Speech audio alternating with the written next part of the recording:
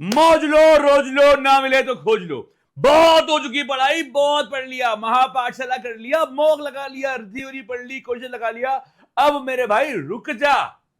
अब जब हमारे एग्जाम के आखिरी के 2 दिन बचे हुए हैं, कुछ दिन बचे हुए हैं, तो इसमें सबसे जरूरी है कि भाई जितना करना था कर लिया, अब जरा रुक जा, थम जा।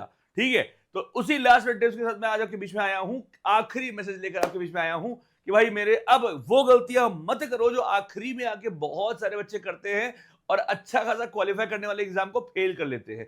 तुम्हें उस गलती करने से बचाना है और कट ऑफ नहीं, रैंक लाना है। बात सबसे पहले आती है पढ़े क्या, मतलब इस वक्त हमसे क्या पढ़े, सब कुछ तो हो चुका है, अभी क्या करना चाहिए। तो देखो मेरे भाई, बहुत सिंपल सी बात है।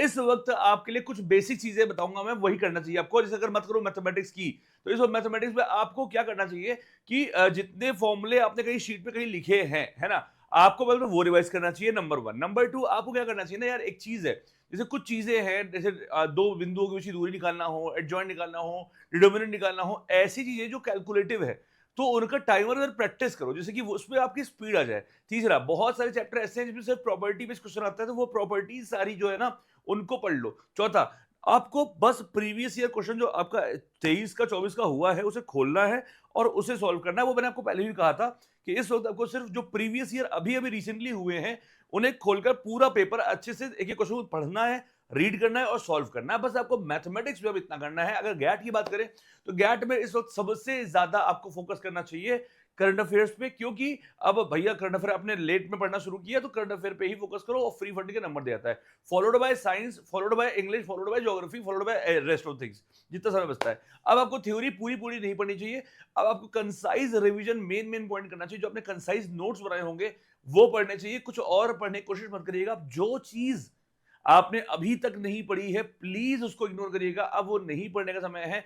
मोर इंपोर्टेंटली, एक समय था जहां रिसोर्सेज की कमी हुआ करती थी और आज के समय ओवर रिसोर्सेज है, यानी जरूरत से ज्यादा जानकारी। आज के यूथ की यही है बीमारी, यानी आज के समय में ओवर इंफॉर्मेशन है, मतलब आपको कुछ चाहिए तो बहुत अबुंडेंस में अवेलेबल चीजों का है।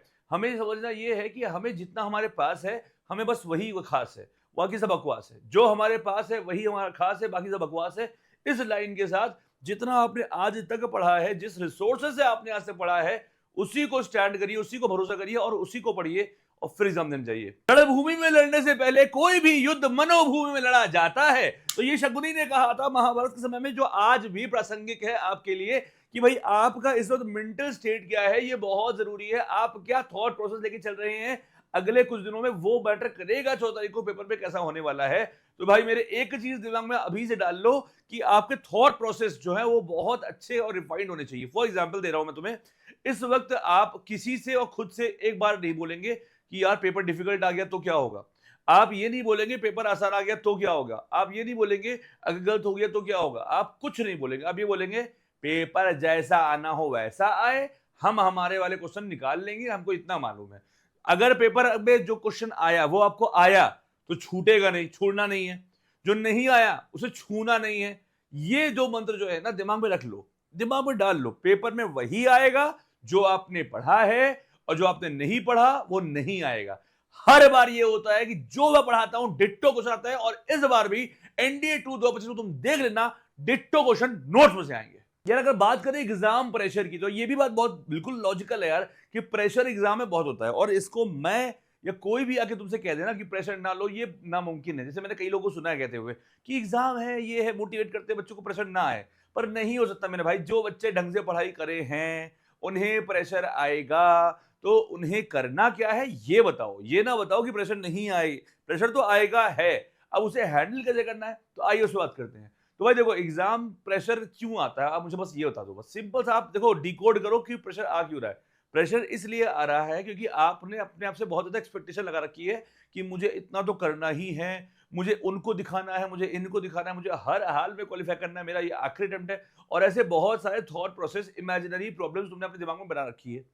सबसे पहली चीज, खुद से एक चीज बोलिए कि अगर आप पढ़ाई कर रहे हैं तो क्या आप कोई नुकसान कर रहे हैं, क्या आप चरस गंजा मार रहे हैं, क्या आप गलत संगत में पड़े हुए हैं, आप गलत काम कर रहे हैं, क्या आप अच्छा काम कर रहे हैं। तो आपको घबराने वाली कौन सी बात है। अगर आपने पढ़ाई करी है तो ये तो अच्छी चीज है ना यार, तो आप आगे बढ़े, प्रोग्रेसिव हुए हो।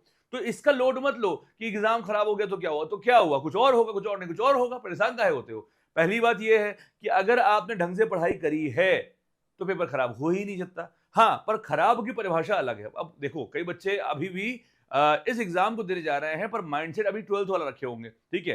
देखो बेटा, यहाँ पे परसेंटेज नहीं होता, परसेंटाइल होता है। इसका मतलब समझाता हूँ तुम्हें मैं। जैसे अगर एक पेपर है ना, अब मान लो इस बार का पेपर जो मैथ्स का है वो एकदम आसान ये पूरा ओवरऑल पेपर एकदम आसान आ गया, है ना। तो अब अगर आसान आ गया तो मैथ्स में आपने अगर किए 85 क्वेश्चन, 90 क्वेश्चन आपने कर दिए, ठीक है, तो ठीक है, पेपर आसान आ गया था, आपने भी कर दिया। पर आप अकेले ने नहीं किया, बहुत सारे बच्चों ने अच्छा परफॉर्म किया, ओवरऑल बच्चों ने परफॉर्मेंस अच्छा किया क्योंकि पेपर आसान आ गया, ठीक है। तो बहुत खुश होने की जरूरत नहीं है। लेकिन अगर मान लो इस बार का पेपर डिफिकल्ट आ गया, ठीक है, और आपने 40 क्वेश्चन ही किया, ठीक है, और बाकियों ने और कम किया या उसके आसपास किया, तब भी कोई दिक्कत नहीं है। तो it's not about the, please understand ये चीज, इट्स नॉट अबाउट कि पेपर टफ आता है या आसान आता है। इट्स अबाउट कि जो पेपर में आता है क्या वो आपको आता है, और जो आपको आता है कि वो को पता भी है कि हाँ ये मुझे पक्का पक्का आता है, ये करने हैं और ये नहीं करने हैं। आपको ये पता है कि पेपर में हमें कौन से क्वेश्चन बिल्कुल छूने नहीं हैं। अगर ये बातें पता है तो लोड काहे का ले रहे हो। एक मंत्र दे रहा हूं, LML, लोड मत लो, ठीक है। प्रेशर होगा, खुद से एक ही चीज बोलिए, बार बार बोलिए कि मुझे नहीं फर्क पड़ता कि पेपर कैसा आएगा, मुझे नहीं फर्क पड़ता कि बाद में क्या होगा, मुझे ये मालूम है मुझे अपना बेस्ट देना है। बहुत सिंपल सी बात है। जैसे कि आप एक वॉरियर से बोलो, तो वॉरियर का काम क्या होता है? वॉरियर का काम जीतना हारना नहीं होता, वॉरियर का काम होता है लड़ना। वैसे स्टूडेंट का काम ये नहीं होता, उसके हाथ में कंट्रोल में एग्जाम का रिजल्ट नहीं है, आपके हाथ में सिर्फ और सिर्फ एक चीज है, वो है आपका बेस्ट आउटपुट देना। आप बस उस पर फोकस करिए। एग्जाम सेंटर पे क्या क्या चीजें लेके जाने की जरूरत है उसके बारे में मजा बात कर लेते हैं। बहुत बार से बच्चे होते क्या है, बहुत बच्चे नए दे रहे होते हैं पेपर, तुमको पता नहीं होता। पहली बात तो है कोई ड्रेस कोड नहीं होता है। आप normal lower T shirt shoes पहन के भी एग्जाम देने जा सकते हो, जीन्स पहन जा सकते हो, पैंट पहन जा सकते हो। हाँ, बहुत अब्रप्ट कपड़ा पहन के मत चले आना कि निक्कर पहन चले गए, है ना, तो आपको अलाउ नहीं करेगा। आप एक नॉर्मल सा कपड़ा पहन अगर जाते हैं तो कोई दिक्कत वाली बात नहीं, कोई ड्रेस कोड नहीं होता वहां पे, नंबर 1। नंबर 2, आज के समय में यूपीएससी सेंटर पे बहुत जगह ऐसा हो गया कि मोबाइल अलाउड ही नहीं कर रहे हैं। तो अगर आप किसी और शहर में आपका एग्जाम हो रहा है तो आई रिक्वेस्ट यू कि आप किसी के साथ जाएं, किसी पेरेंट के साथ जाएं, तो आपके लिए ज्यादा बेहतर रहेगा, ठीक है। चलिए नंबर 3 आपका ये सबसे जरूरी चीज ये है कि आपका एडमिट कार्ड आपके पास होना चाहिए, आपके 2 पासपोर्ट साइज फोटो आपके पास होना चाहिए, आपका आधार कार्ड का ओरिजिनल और जेरोक्स दोनों ही आपके पास होना चाहिए, और कम से कम 3 ब्लैक पेन जो चल रहे हो, नए नए खरीदे हुए ना हो, जो चल रहे हो, थोड़ा लिखे हो, घिस चुके हो, वो आपके पास होना चाहिए। और पानी की एक बोतल जो ट्रांसपेरेंट हो, इसमें कुछ लगा ना हो, वो आपके पास होनी चाहिए। घड़ी जो स्मार्ट वॉच नहीं हो, एनालॉग हो, सिंपल घड़ी हो, वो आपके पास होनी चाहिए। इतनी चीजें आपको बेसिकली चाहिए होंगी एग्जाम सेंटर पे। और मोर इंपॉर्टेंटली आपको हर हाल में 9 बजे सेंटर के अंदर हो जाना है। और दूसरे पेपर में भी अगर 2 बजे पेपर है तो 2 बजे का इंतजार नहीं करना, 1:15 बजे आपको फिर से कुछ जाना है।